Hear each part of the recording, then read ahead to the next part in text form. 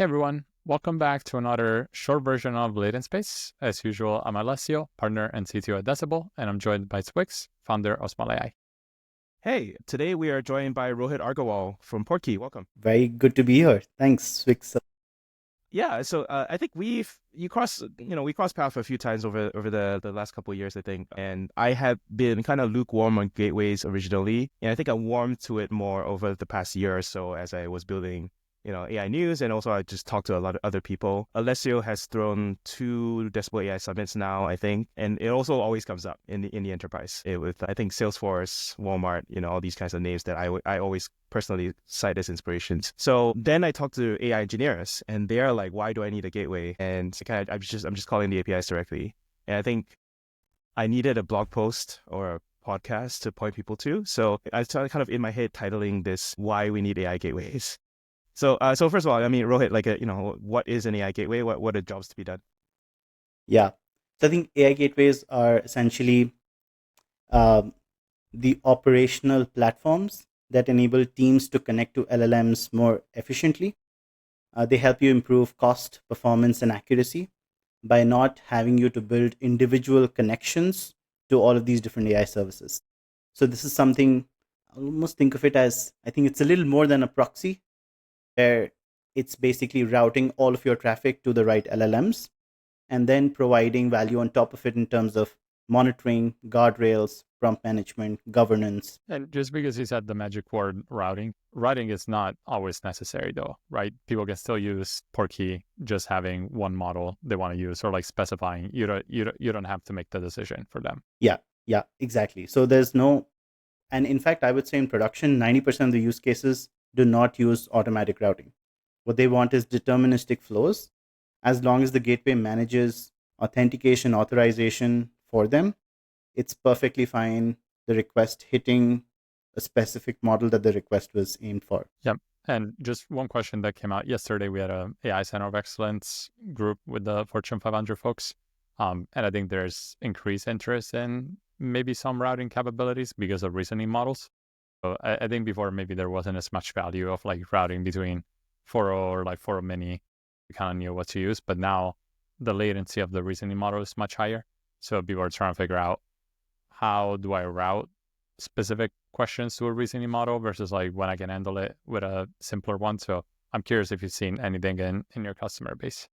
Yeah, I think so. The more people are building these complex compound systems, we're seeing the more use cases for routing come up. So I think reasoning is definitely a place where we've seen adoption for the gateway very quickly. I think DeepSeek was the first model where within the first 6 hours of it launching, we had so many pull requests on our gateway to say, hey, support DeepSeek across all the different layers that the gateway supports. So that's obviously been popular.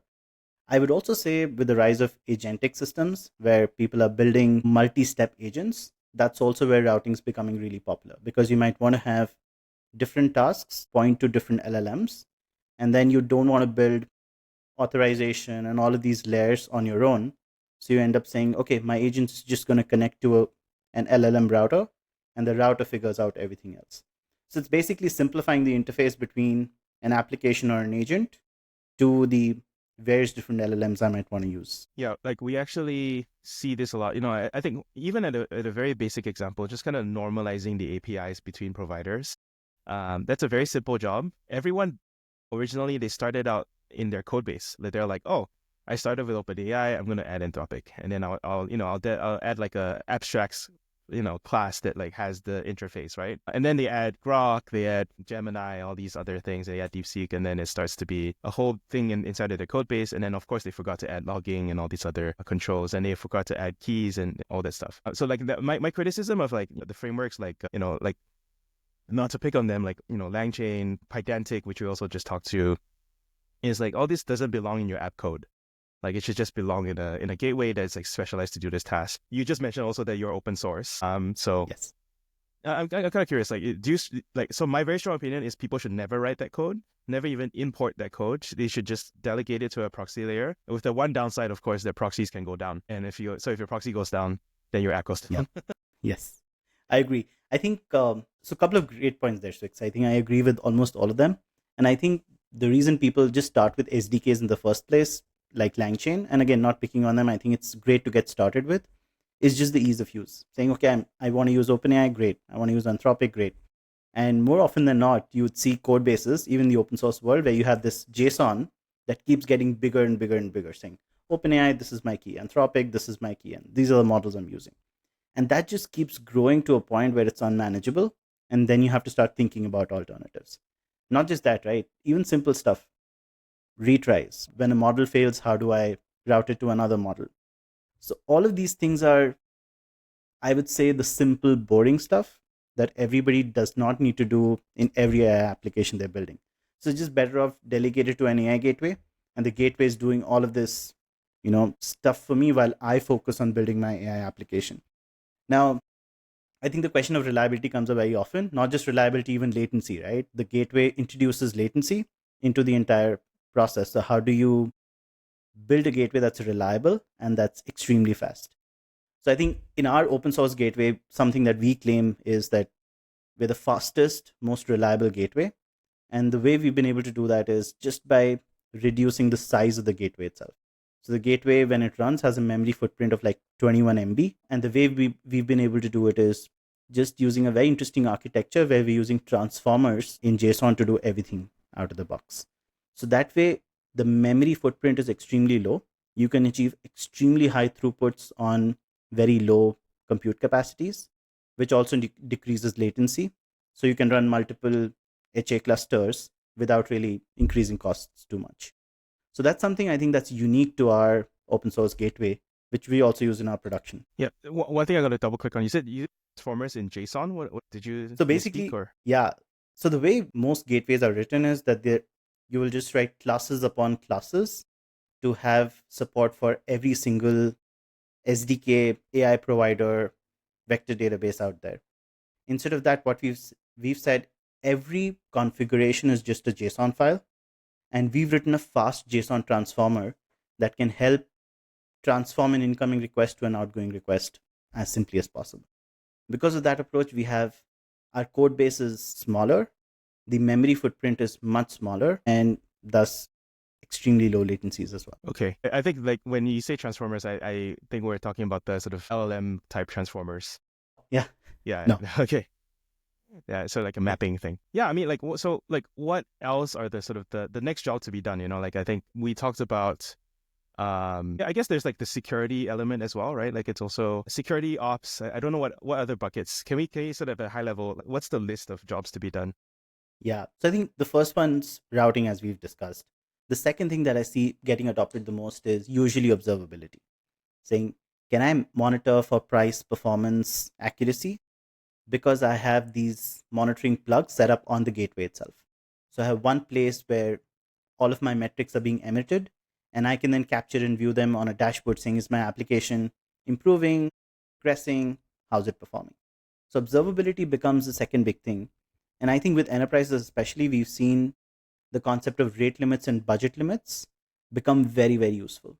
I think we've seen a lot of cases where teams will not adopt the gateway, saying, hey, we don't need it, we're comfortable in our applications.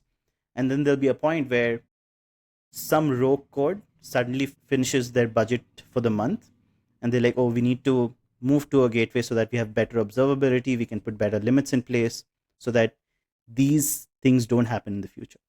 So I think observability is the second layer, which I think is really important for teams building with AI. The third thing, I think security, but more than security, I think it's guardrails. A lot of times you've seen, and it's very common that in streaming responses, you just get an empty response. So how do you now guardrail for those use cases so that you're not showing like inaccurate or incomplete responses to your users? And when I talk about guardrails, the first thing that comes to mind is, oh yeah, we have to do PII redaction and sensitive data redaction.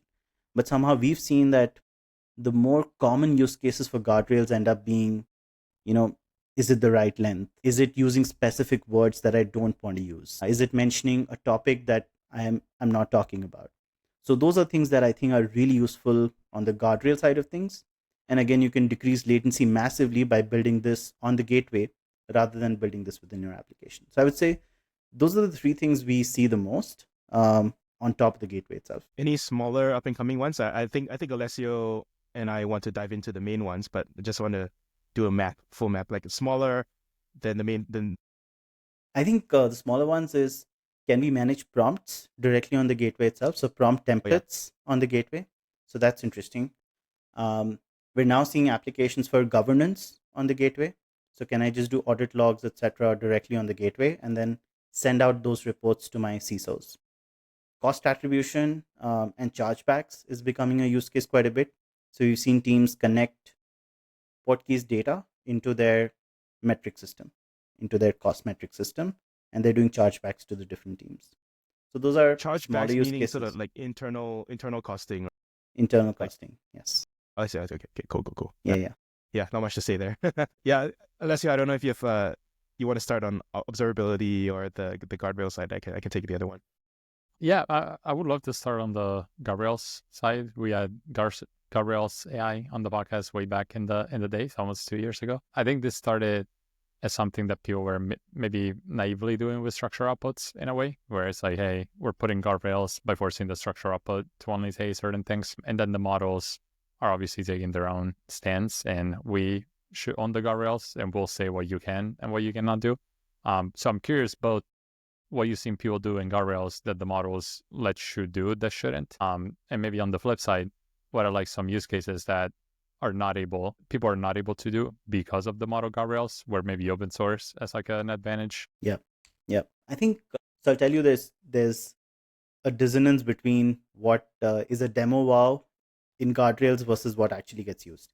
So I think in demos, what people like the most is, can I redact sensitive data? Or can I do PII redaction so that no personal data ever leaves my system and goes to the LLM? This LLM could be private, but I still don't want this data leaving my servers to go out. And I want to build guardrails around that. In reality, we've seen what gets deployed the most is regex-based guardrails to say, I want to catch for specific words and then take certain actions based on that. Or I want to catch for empty outputs. A lot of times people will set up rules within their prompt that say, if you don't know something, say IDK. Can I now capture that IDK as part of the guardrail and then do some orchestration based on that itself?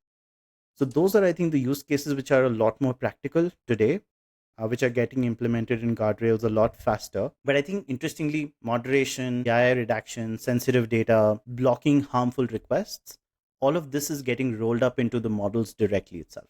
So if you're using open source models, then you would want to build your guardrails yourself. But for a lot of the commercial models, content filters and moderation is very much built into the model itself. Yeah. And so like there's only so much you can do about that. So I'm kind of curious, like when you say these kinds of like you capture things in guardrails and you do orchestration around it, does that happen inside a Portkey? Or am I calling Portkey again? Okay, so you run code. So it's actually not. So the guardrail code runs on the gateway itself. This could be like webhook calls outside to third-party guardrail providers as well. So we have integrations with Patronus and Pangea, Pillar, and more. So these could be guardrails that are getting executed elsewhere, but then Portkey is driving orchestration for this execution. The other interesting thing is, so HTTP status codes aren't built for inaccurate LLM responses. So what we do is, whenever there's a guardrail failed thing, we send out a different status code. So we'll just say 246, which means API was successful, but the guardrails failed. And because on Portkey, you can write orchestration like, whenever you see this HTTP status code, retry the request. You could probably just set it up to say, if you see 246, retry the request. And that's the kind of like retry, fallback, load balancing implementations you can do directly on the gateway. I'm trying to look up status code 246. That's not a standard code, right? You made that one up? Not yet. Yes. Okay. I mean, we can make that an industry standard. Why not? Okay. So yeah, I mean, my trouble with that is with just a dumb retry is that usually the retry prompt should be different than the original prompt. This is what I found. So I actually take control in my application again, because you don't have my context, you don't have my tools. Like there's just a bunch of things that you'll never have. So I was just kind of doubling down on that part. Okay, shall we move to observability or anything else in guardrails? So observability, the difficulty here is that there are a bunch of existing observability companies, right? So there's a question of, do you eat their lunch or they eat your lunch, or do you, coexist and be happy? What is your philosophy here? So I think Do we want to become the best AI observability vendor on the market? I'm not sure that's our goal. We're saying that the best LLM metrics can be produced directly on the gateway without every team having to instrument their own code bases to pick out these metrics.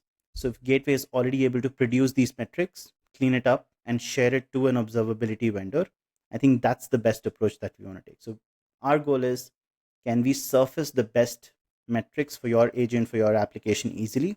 We do have a dashboard where we'll show these metrics directly as well, but we've built extensive integrations with all of the monitoring and observability providers that you could take this data, put it into your observability vendor, because more often than not, you might want to do tracing and tracking before and after the LLM request as well. So it's not just AI observability, but there's tons of other things that you need to do around it, which probably is better done on like a Splunk or a Datadog or a Grafana. And we're totally okay with that. Yeah. There's been, I think one of your competitors, Traceloop, not really your direct competitor, but there's been some attempt to standardize, even in OTel, standard things that people emit. Any adoption there? What is your view on LLMetry or anything of that sort? I think so. We get asked this a lot, saying, "Are you OTel compliant?" And that's, I think, more to do with cross compatibility than anything else at the moment. I think I'm really excited to see where does OpenLLMetry take this. There's standards that are evolving directly in the Open Telemetry libraries as well, especially for agentic flows. So I think we're just keeping it open, saying we'll produce logs in an OTel compliant format. But does it then also follow additional rules being set by players like OpenLMetry or others? We're not completely sure yet, because I think they still bring in their own flavor, and I think it'll be some time before standards are established. I think today everybody does expect that let's use an interchange format which works well with multiple providers, and I think that's where we're saying this is what we'll do for sure. Yeah, I was saying, like, my criticism of this attempt so far is that usually they end up encoding the previous paradigm. So when completion paradigm, yes, chat completions, yes, and now reasoning, it keeps changing, and you're always behind. Exactly. Yeah. I think, I don't know how you think about this, but standards usually evolve when there's some amount of coherence and stability in an API. I think the APIs themselves change every month. So I'm not sure how there's going to be standardization that occurs. I also heard this on just the chat completions API request. Like, I hear this from customers quite a bit, that why don't all providers just use the same format? I'm like, which format should we choose, and what features should we leave out? Yeah, I mean, it's always tricky. Okay, then one more thing, you also mentioned agentic logging. What's going on there? What's new? What's different than I think, normal completions? yeah. So I think 2-3 things, right? One is Sorry. Oh yeah, I pressed mute for myself and I accidentally paused it. okay, no worries, good. So agents, right? Yeah. So I think 2 things that are interesting in agents. One is, it's much harder to see what's happening within an agent when an agent fails, and agents today fail a little more than LLM calls themselves because of error multiplication over multiple calls. And plus, there's so many moving parts within an agent. You want to be able to see very quickly what happened within a session. And I think that's something that's really critical for observability. It's not just tracing, but do I have the right UI to follow the flow of an agent and see what went right or what went wrong? I think that's really interesting that we want to capture. The second part is, which is I think a lot more interesting to me, is different parts of the agent can use different LLMs and different services to complete their tasks. And for that, how do we make it super easy for teams to be able to use all of the resources that they have, rather than having to manually go and do everything themselves? So you could always say, okay, if it comes to node A, always hit GPT-4o, and node B is DeepSeek R1. But then it'll be so much more interesting that the LLM and the agent itself is able to decide, make these requests, and the gateway is always there saying, let me know and I'm going to make those requests out there. I think those are 2 things that are really exciting. I'd love to see how agent fine-tuning comes into play as well, but I think right now it's observability and multi-LLM agents. I think multi-LLM agents is something that I'm still trying to form an opinion around, because it's not really about changing LLMs. It's also about changing prompts. It's a whole set of things that need to change, changing tools. And so like I don't super care about which LLM is driving it. I'll use the best LLM that fits the need, but Yep. also I don't really want to change it that much because the endpoints I add in, the more downtime I accumulate. Right? So obviously there's routing and all that you do.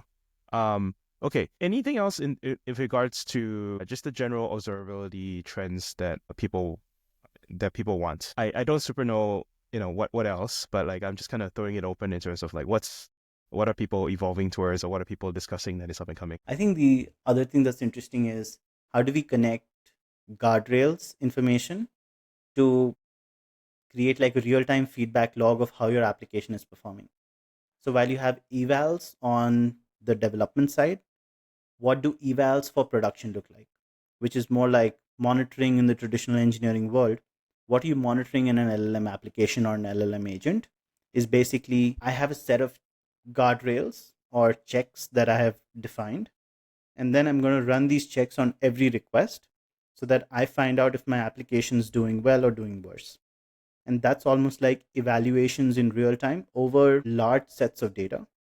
And this is becoming that performance metric, which is the third leg of the stool here, which is you've got price and performance, which is solved for. But then accuracy is what people are now solving through checks, check adherence, and human feedback together. So that's an interesting area. I think it's evolving very quickly. So we're also trying to figure out what works best. But that's an interesting place where teams can then figure out if their applications are doing better or worse. Yeah, the topic of human feedback is something I'm interested in. Subjectively, I know that all the platforms have it, but I don't use it. Human loop, brain trust, whatever, lag views. I'm sure you guys have human feedback. Is that true? Yes, I think it's not used as much. I agree. And I think that's something I tell every customer, that you need to close the loop and feedback's going to help you. I think the But teams they're that not doing implemented it. are really happy. They're not doing it. They're not doing it. Yeah. So I think it's how additional like is it work. not important? Like how can we make them do I it? think it's just like at this moment, it seems like people just want to get it done and get it up and running and then keep improving the input side of things.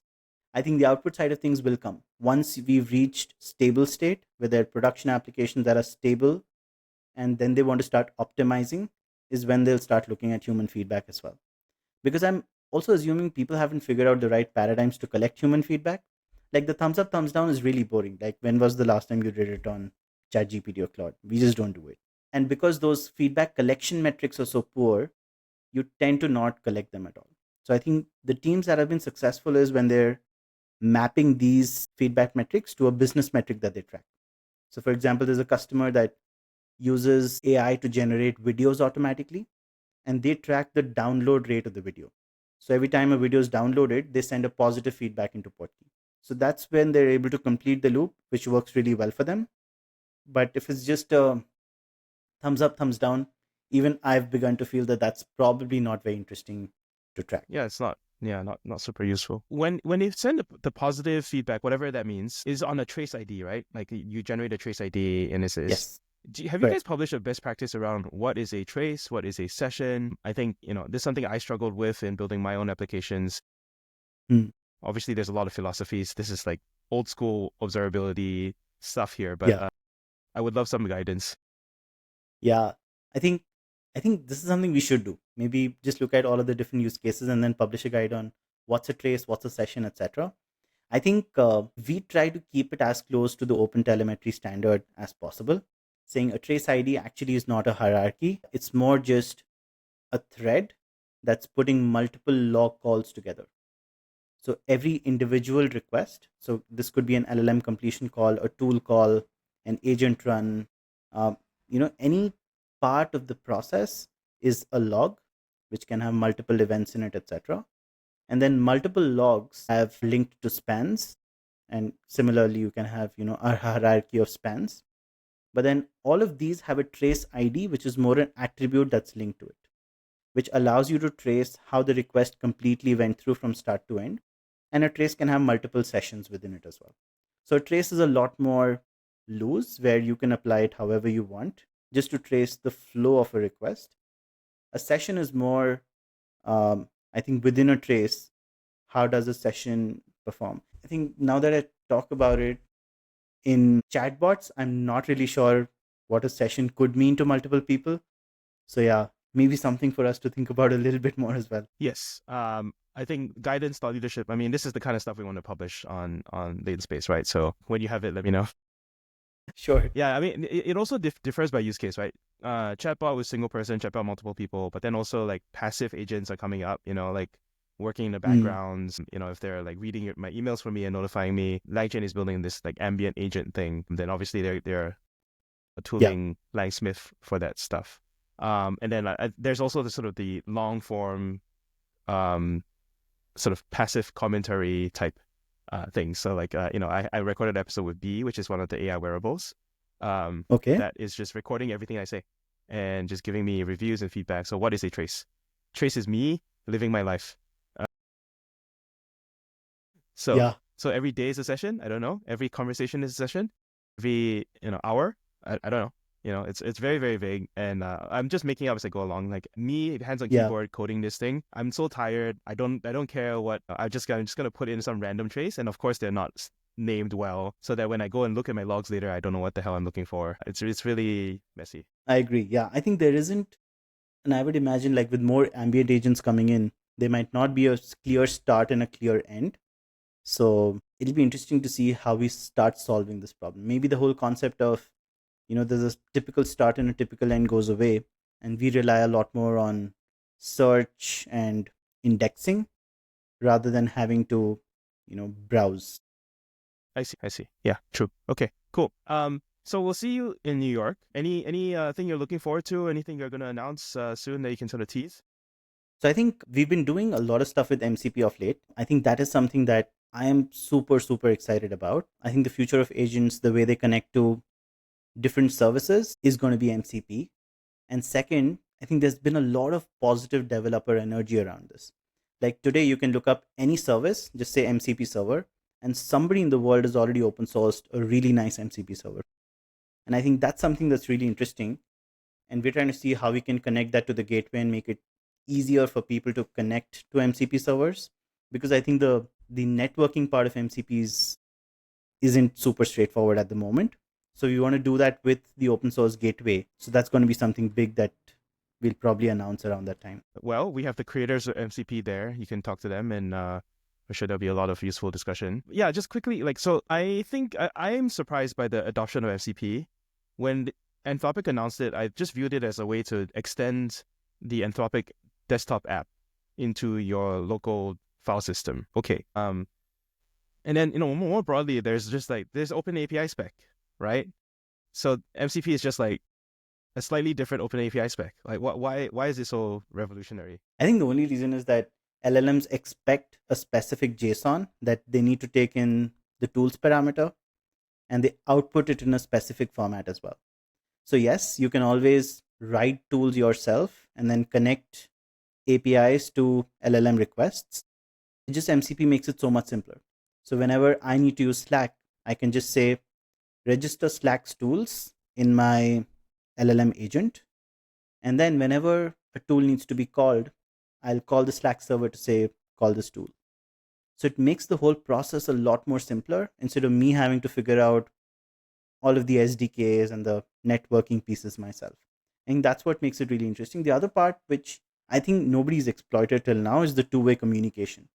So can the Slack agent at times also come back to the LLM and maybe suggest something or request a completion from the LLM itself? I think this two-way thing hasn't been explored too much, but that could be really interesting in the future. Super interesting. I didn't even know the two-way agent thing existed, and I read the MCP spec. I think I browsed through it.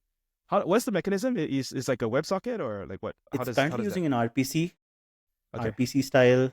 Yeah, but it's a STDIO protocol. They support SSE and STDIO. They've not, I think there's a long discussion happening on whether they should support WebSockets or not, but they've not done WebSockets until now. Okay.